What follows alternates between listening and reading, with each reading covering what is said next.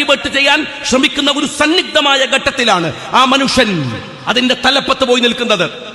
മുനമ്പം വിഷയം വലിയ ഒരു പ്രശ്നമാണ്. നിങ്ങൾ വിചാരിക്കുന്ന പോലെ നിസ്സാരമായ ഒരു കാര്യമല്ല. അതിൽ വലിയ കോൺട്രവേഴ്സികൾക്ക് സാധ്യതയുണ്ട്. ഇവിടെ പ്രതിപക്ഷ നേതാവ് പറഞ്ഞു, അദ്ദേഹത്തിന്റെ അഭിപ്രായം പറഞ്ഞു, അത് വഖഫ് ഭൂമിയല്ല. മുസ്ലിം ലീഗിന് അഭിപ്രായമില്ല, അത് വഖഫ് ഭൂമിയല്ലെന്ന് പറയാനും പറ്റില്ല. ഫാറൂഖ് കോളേജിന്റെ അധികൃതർ പറയുന്നത് അത് വഖഫ് ഭൂമിയല്ലെന്നാണ്. അത് പറയാൻ അവർക്ക് എന്താ അവകാശമുള്ളത്? ഫാറൂഖ് എങ്കിൽ ഞാൻ ചോദിക്കട്ടെ, ഇതിലെ യഥാർത്ഥ പ്രതികൾ ആരാണ്? ഈ മുനമ്പം വിഷയത്തിലെ യഥാർത്ഥ പ്രതികൾ ആരാണ്? അവിടെ ഭൂമി വിലക്ക് വാങ്ങി പാർക്കുന്ന ആ പാവ മനുഷ്യരല്ല. അവിടെയാണ് ഞങ്ങളുടെ പോയിന്റ്. പക്ഷെ അവർക്ക് ഭൂമി കൊടുത്തത് ആരാണ്? ഗവൺമെന്റ് അന്വേഷിക്കേണ്ടതാണ്. വഖഫ് ചെയ്യപ്പെട്ട ഭൂമി ആരാണ് അവർക്ക് വിറ്റുകൊടുത്തത്? ആരാണ് അതിന് രേഖയുണ്ടാക്കിയത്? അവനെ പിടിക്കേണ്ടത് മുസ്ലിം ലീഗാണോ? അവനെ പിടിക്കേണ്ടത് CPM ആണോ കോൺഗ്രസ് ആണോ? അല്ലല്ലോ. അതിനല്ലേ ഇവിടെ ഭരണകൂടമുള്ളത്. ഫാറൂഖ് കോളേജിന് എന്ത് അധികാരമാണ് അത് വഖഫല്ലെന്ന് പ്രഖ്യാപിക്കാൻ? അങ്ങനെ അവർ പറഞ്ഞിട്ടുണ്ടെങ്കിൽ അത് പരിശോധിക്കേണ്ടേ ഗവൺമെന്റ്. ഈ സ്ഥലം മറ്റുള്ളവർക്ക് വിൽക്കുന്ന കള്ളക്കളിയിൽ ആർക്കൊക്കെ പങ്കുണ്ട്?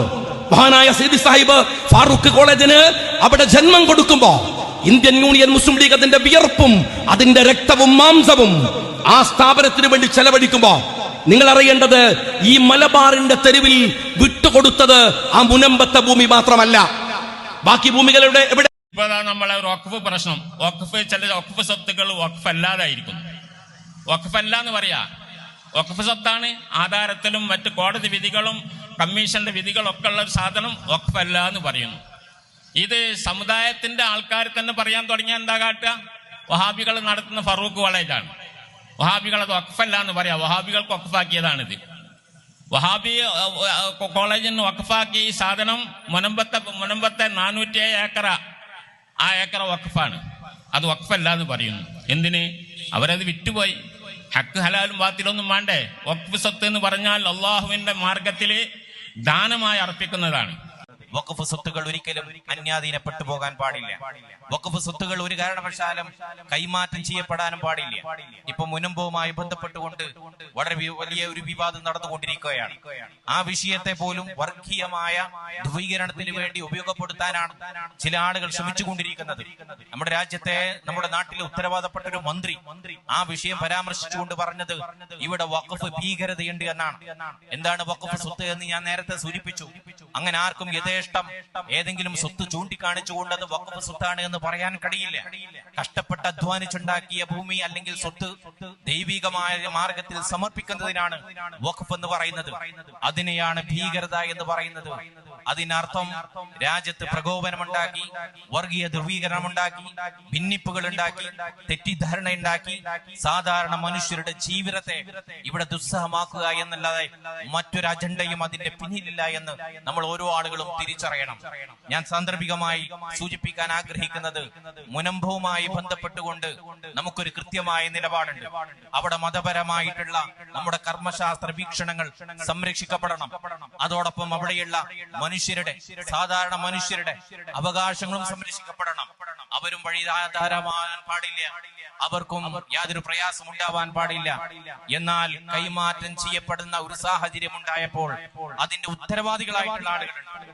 ആ ഉത്തരവാദിത്വമുള്ള ആളുകൾ അത് വിറ്റ്, അത് കാശാക്കി, അതിന് നേതൃത്വം കൊടുത്തിട്ടുള്ള ഫാറൂഖ് കോളേജിന്റെ മാനേജ്മെന്റ് അടക്കമുള്ള ഉത്തരവാദപ്പെട്ട ആളുകൾ, അവര് നിയമത്തിന്റെ മുന്നിൽ അവരെ കൊണ്ടുവരണമെന്ന് മാത്രമല്ല, ഈ സംഭവവുമായി ബന്ധപ്പെട്ടുണ്ടാകുന്ന എല്ലാ വിവാദങ്ങളുടെയും ഉത്തരവാദികൾ അവരാണ് എന്ന കാര്യത്തിൽ യാതൊരു സംശയവുമില്ല. അവരെ സംരക്ഷിച്ചുകൊണ്ടുള്ള ഒരു നിലപാട് സ്വീകരിക്കാൻ ഞങ്ങളെ സംബന്ധിച്ചിടത്തോളം സാധ്യമല്ല.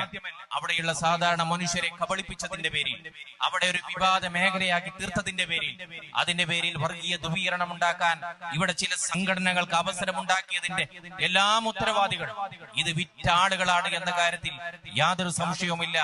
അതുകൊണ്ട് ഇതുമായി ബന്ധപ്പെട്ട എല്ലാ ഉത്തരവാദിത്വം അവരിലാണ് ചെന്നു ചേരുക. ഇതുമായി ബന്ധപ്പെട്ട എല്ലാ വിഷയങ്ങളിലും നിയമപരമായി അവരെ നിയമത്തിന്റെ മുന്നിൽ കൊണ്ടുവരൽ ഈ നാട് ഭരിച്ചുകൊണ്ടിരിക്കുന്ന സർക്കാരിന്റെ ഉത്തരവാദിത്വം കൂടിയാണ് കൂടി സാന്ദർഭികമായി സൂചിപ്പിക്കാൻ ഞാൻ ആഗ്രഹിക്കുകയാണ്.